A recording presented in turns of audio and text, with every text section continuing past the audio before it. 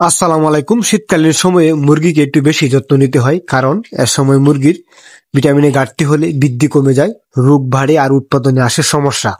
এই ঘাটতি পূরণে আপনারা ব্যবহার করতে পারেন বিটা এডি। এটি একটি অত্যন্ত কার্যকারী সাপ্লিমেন্ট। এতে থাকে তিনটি উপাদান, যেমন ভিটামিন এ, ভিটামিন ই এবং ডি। এই তিনটি উপাদান একটি মুরগির জন্য অত্যন্ত কার্যকর। যেমন ভিটামিন এ এর কাজ হচ্ছে মুরগির চোখের দৃষ্টি এবং ত্বক এবং শ্বাসতন্ত্রকে করে শক্তিশালী। আর ভিটামিন ডি এর কাজ হচ্ছে ক্যালসিয়াম ফসফরাস শোষণে বাড়িয়ে মুরগির হাড়, পা এবং ডিমের কোষাকে করে মজবুত। আর ভিটামিন ই এর কাজ হচ্ছে অ্যান্টিঅক্সিডেন্ট হিসাবে দেহের রোগ প্রতিরোধ ক্ষমতা বৃদ্ধি করা এবং স্ট্রেস কমিয়ে যাওয়া। এটি অত্যন্ত কার্যকরী একটি মেডিসিন, আপনারা চাইলে ব্যবহার করতে পারেন একটি মুরগির জন্য।